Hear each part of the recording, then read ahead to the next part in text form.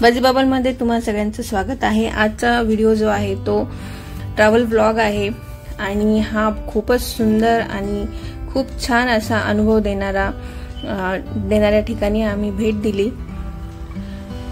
Nature मध्ये जायचा, त्या वन्य प्राणी जीवांचा अनुभव कसा असतो हे आज तुम्हाला बघायला मिळेल।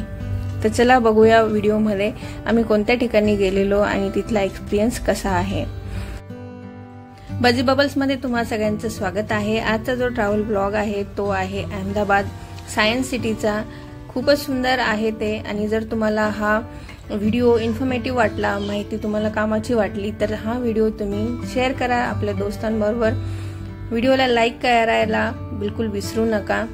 तर चला आपण व्हिडिओला स्टार्ट करू। अहमदाबाद सायन्स सिटी जिथे इंडियातलं लार्जेस्ट पब्लिक ॲक्वेरियम आहे।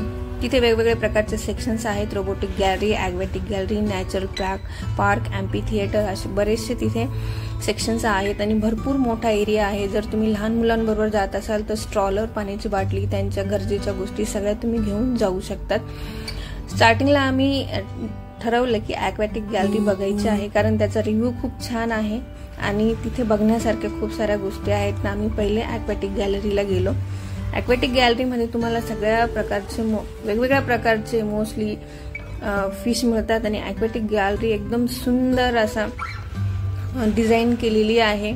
सगळीकडे तुम्हाला तो फील होतो। वरतीचं डोम जे आहे तिथे पण वेगवेगळ्या प्रकारचे फिश लावलेले दिसतात। ज्या भिंती आहेत, जो पुढचा LED सेक्शन आहे तिथे पण तुम्हाला वेगवेगळ्या प्रकारचे फिश दिसतात। हा एक्सपिरियन्स खूप छान आहे आणि एकदम नयनरम्य असा नजारा आपल्याला दिसतो आणि सगळ्यात मेन म्हणजे मुलं सगळ्यात जास्त एन्जॉय करतात ज्यावेळेस ते नेचर बरोबर जातात। नेचरचे ओरिजिनल लाईफस्टाईल जी असते ती बघतात। वेगवेगळ्या प्रकारचे कलर्स, नेचरमध्ये किती सारे कलर्स, निसर्गात किती साऱ्या प्रजाती आहेत, किती सारे कलर्स आहेत, किती साऱ्या वेगवेगळ्या गोष्टी आहेत। त्यांच्याकडनं खूप साऱ्या गोष्टी घेण्यासारख्या आहेत।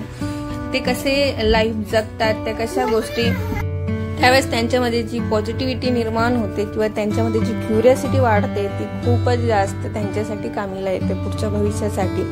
आणि हा खरंच एक खूप सुंदर असा एक्सपिरियन्स आहे। वेगवेगळ्या प्रकारचे फिश तुम्हाला दिसतील आणि तुम्हीही ही जर्नी जी आहे ती माझ्या व्हिडिओ थ्रू बघा। खूपच सुंदर वेगवेगळ्या प्रकारचे फिश तुम्हाला दिसतील। लाईफस्टाईल जी आहे ती दिसते त्यांची आणि खूप एक मनमोहक अनुभव जो आहे तो तुम्ही कलेक्ट करता। चला तर मग बघूया वेगवेगळे फिश आणि त्यांची कलाकारी।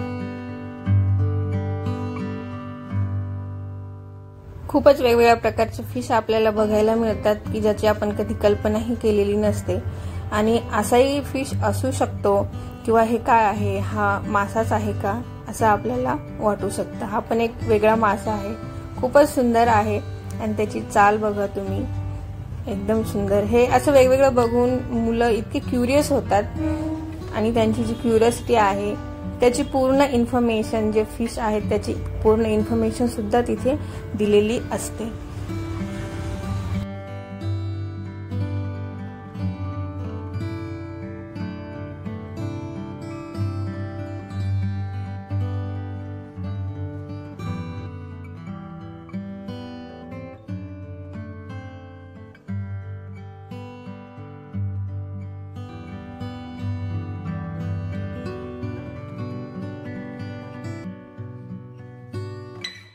इथे एक असा पोल बनवलेला आहे ज्यामध्ये तुम्हाला फिश जे आहेत ते फिरताना दिसतील आणि तुम्ही गोलाकार बघाल ते फिश एकदम सुंदर दिसतात।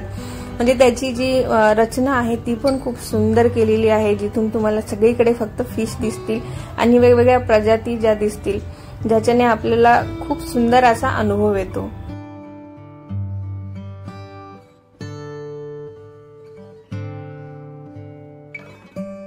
तसंच काही ठिकाणी ॲक्वेरियमचा मेंटेनन्स चालू होता, तर ते कसं क्लीन करतात, कसं मेंटेन करतात, ही पण इन्फॉर्मेशन आम्हाला त्यावेळेस मिळाली. खूपच सुंदर इन्फॉर्मेशन होती ती पण.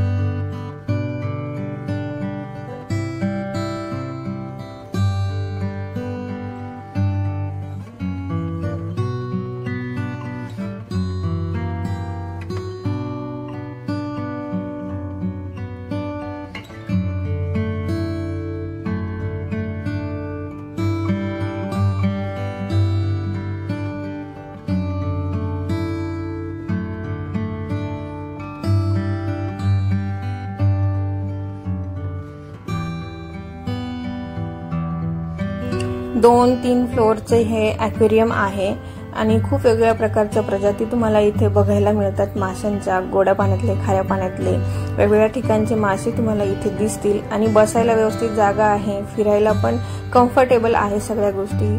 फक्त खूप मोठा आहे, याला वेळ लागतो. आमचा पूर्ण अर्धा दिवस ॲक्वेरियम बघण्यात गेला. आणि इथलं मेन आकर्षण आहे पेंग्विन.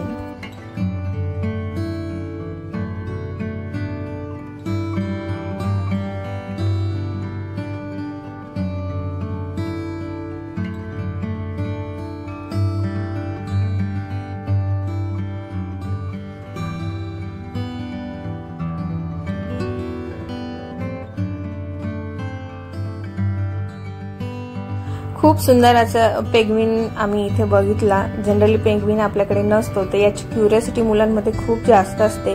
आणि इथले पेंग्विन खूप चांगले आहेत, ते खूप छान एंटरटेन करतात. वेगवेगळे आहेत, वेगवेगळ्या ठिकाणी ते बसलेले असतात, वेगवेगळ्या गोष्टी करत असतात त्यांच्या. आणि खूप सुंदर असा त्याचा अनुभव असतो. हा आहे टनल. हे इथलं सगळ्यात मोठं आकर्षण आहे, ॲक्वॅटिक टनेल. आपण समुद्रात असल्याचाच डायरेक्ट भास होतो. सगळीकडे शार्क फिरताय, त्यांचे पिल्लं, वेगवेगळे मासे आपल्या आजूबाजूला आहेत, असा फील आपल्याला या टनेल मध्ये येतो.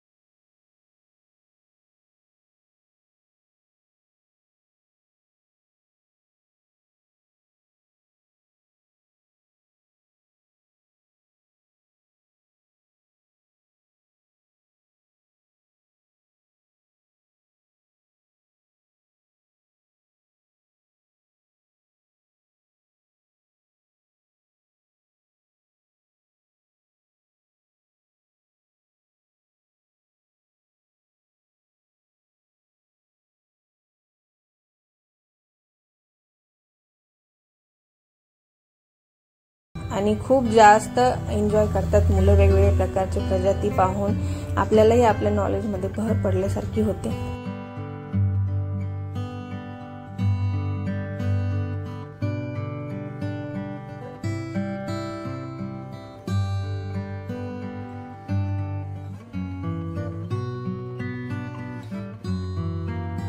ॲक्वेरियम मध्ये खूप वेळ घालवल्यानंतर मग आता आम्हाला पेटपूजा करायची होती. इथं खूप चांगलं रेस्टॉरंट आहे आणि छान जेवण मिळतं, खायचे पण सगळे पदार्थ तुम्हाला मिळतील. आणि त्याच्या आजूबाजूचा पण परिसर खूप सुंदर आहे. खायच्या सगळ्या गोष्टी एकदम क्लीन, हायजिनिक आहेत. तर खूपच छान वाटलं. प्युअर गुजराती पद्धतीचं पण जेवण तिथे अवेलेबल असतं, ते तुम्ही जरूर ट्राय करा. जेवण केल्यानंतर आम्ही डिसाईड करतो की रोबोटिक गॅलरी बघायला जायचं. रोबोटिक गॅलरी पण एक असा सेक्शन आहे जो की खूप नाविन्यतेने भरलेला आहे.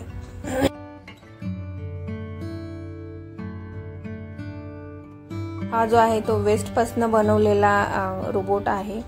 आणि being a engineer, me engineer असल्यामुळे मला ह्या गोष्टी बघण्यात खूप जास्त इंटरेस्ट होता आणि आपल्या मुलांनी त्याच्यात इंटरेस्ट घेतला की खूप छान वाटतं। नंतर आम्ही निघालो नेचर्स पार्कमध्ये। असा खूप मोठासा डोम आहे आणि त्याच्यामध्ये सगळं इव्होल्युशन दाखवलं, ह्युमन्सचं इव्होल्युशन, डायनासोरचं इव्होल्युशन, नेचरमध्ये जे पण इव्होल्युशन झालेले आहेत ते सगळे इथं तुम्हाला बघायला मिळतात। डायनासोरवाले थोडेसे स्केल